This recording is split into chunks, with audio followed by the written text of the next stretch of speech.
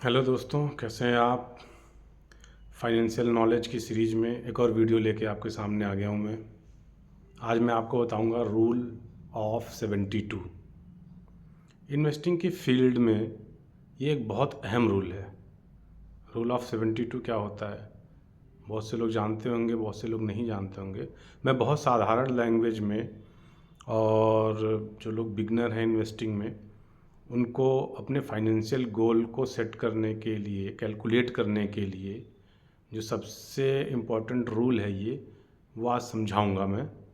और इसको आप, जिनको नहीं पता होगा, उनको सुनने के बाद, समझने के बाद वो अपनी फाइनेंशियल जर्नी को ठीक ठीक से कैलकुलेट कर पाएंगे। तो क्या है रूल ऑफ 72? आपको जो भी, किसी भी इन्वेस्टिंग पे, कहीं भी आपने अपना अगर पैसा इन्वेस्ट कर रखा है, एफडी में, शेयर मार्केट में, म्यूचुअल फंड में, तो उस पे कितना इंटरेस्ट मिल रहा है, जितना भी इंटरेस्ट मिल रहा है उससे डिवाइड करना है 72 को, और जो रिज़ल्ट आता है उतने साल में आपका पैसा डबल हो जाता है। एग्ज़ाम्पल मैं देता हूँ, उदाहरण के लिए समझिए, आपको म्यूचुअल फंड में आपने इन्वेस्ट कर रखा है, आपको 24% पर ईयर पे, ये एग्ज़ाम्पल है सिर्फ, 24% पर ईयर आपको आपका इंटरेस्ट मिल रहा है। तो आप 72 को डिवाइड करेंगे 24 से, तो कितना आता है? 3। ठीक है।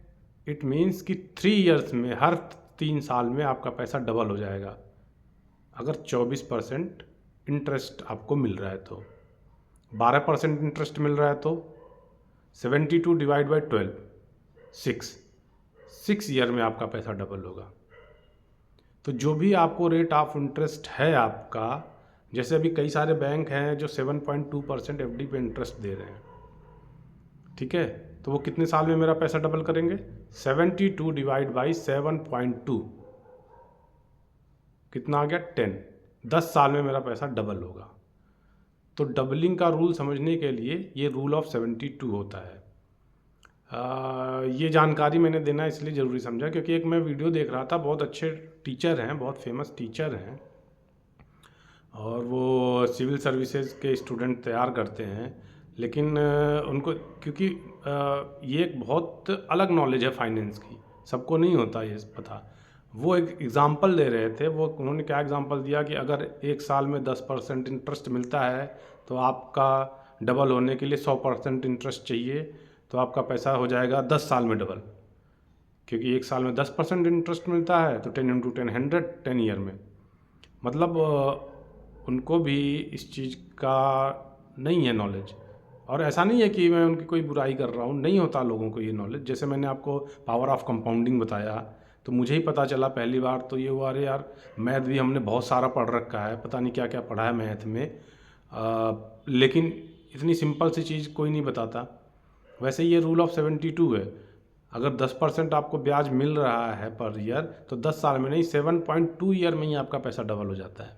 आप कैलकुलेट करके देखिएगा, ठीक है। अब आप देखिए, अगर मैंने जैसे आपको एग्जांपल दिया, 24% हर साल आप अगर इंटरेस्ट निकालते हैं किसी भी इन्वेस्टमेंट से, तो आपका पैसा कितने साल में डबल होगा? 72 डिवाइडेड बाई 24, 3 साल में डबल होगा। तो 10 साल में कितना हो जाएगा आपका पैसा? कैलकुलेट करिएगा, 10 साल में लगभग 10 गुना हो जाएगा। और अगले 10 साल में, मतलब जहाँ से आपने इन्वेस्टमेंट किया वहाँ से अगले 10 साल, 20 साल की बात कर रहा हूँ मैं, उसमें कितना हो जाएगा? पहले 10 साल में 10 गुना हुआ, तो अगले 10 साल में 20 गुना नहीं, 100 गुना हो जाएगा आपका पैसा। कैलकुलेट करिएगा। यही है कंपाउंडिंग, यही है फाइनेंस के रूल्स, जो बहुत सरल होते हैं, और बहुत कोई मैथ या टेक्निक इसमें इन्वॉल्व नहीं होती, लेकिन ना पता होने की वजह से हम अपना बहुत सारा नुकसान कर बैठते हैं, या जो हम अपने फाइनेंशियल गोल बनाते हैं। अब इसका यूज़ कहाँ कर सकते हैं आप? लोग अपने फाइनेंशियल गोल बनाते हैं कि 10 साल बाद मुझे इतने पैसे की ज़रूरत पड़ सकती है, 20 साल बाद मुझे इतने पैसे की ज़रूरत पड़ सकती है, मेरे बच्चे बड़े हो जाएंगे, उनके पढ़ाई के लिए, उनकी शादी के लिए, किसी और काम के लिए। तो फाइनेंशियल गोल आपको बनाने के लिए, क्लियर पिक्चर के लिए, आपको क्लियर कैलकुलेशन होना चाहिए। और क्लियर कैलकुलेशन कहाँ से मिलेगा? आप अगर ऐसे ही जोड़ते चलेंगे कि 10 साल में अगर 10% एक साल में मिल रहा है तो 100% होने के लिए 10 साल चाहिए, फिर तो आपका कैलकुलेशन गलत हो जाएगा। देखिए कितना फ़र्क है। 10% आपको अगर मिल रहा है पर ईयर, तो 7.2 ईयर में ही डबल हो जाएगा, ना कि 10 साल में। और ऐसा है क्यों? इसके पीछे बहुत सिंपल सा लॉजिक है।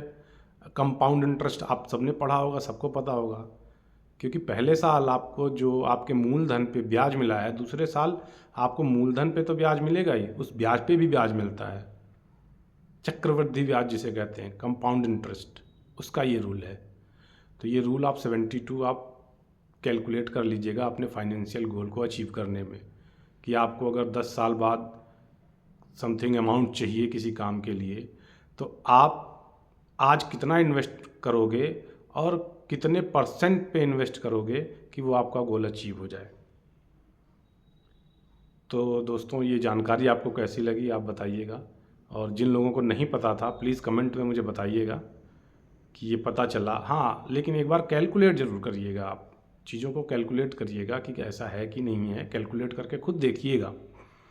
और आपको अगर ये सही लगे तो कमेंट करके बताइएगा। मेरी वीडियो को लाइक ज़रूर करिएगा, और ये वीडियो सभी लोगों तक आप शेयर करिए, अपने दोस्तों के पास, सबको पता चलना चाहिए। और अगर कुछ वैल्यू मिल रही है आपको मेरे चैनल से तो प्लीज़ इसे सब्सक्राइब भी कर लीजिएगा।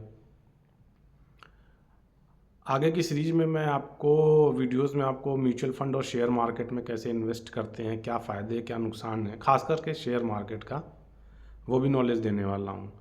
कुछ लोग खुद से अगर इन्वेस्ट करना चाहते हैं तो कैसे वो किसी कंपनी को, किसी स्टॉक को इवेल्युएट कर सकते हैं, क्या रेशियोज़ होते हैं, धीरे धीरे करके ऐसे छोटे छोटे वीडियोस बना के मैं आपको नॉलेज देता रहूँगा। अगली तक वीडियो के लिए फिर मिलते हैं अगली वीडियो में, तब तक के लिए गुड बाय।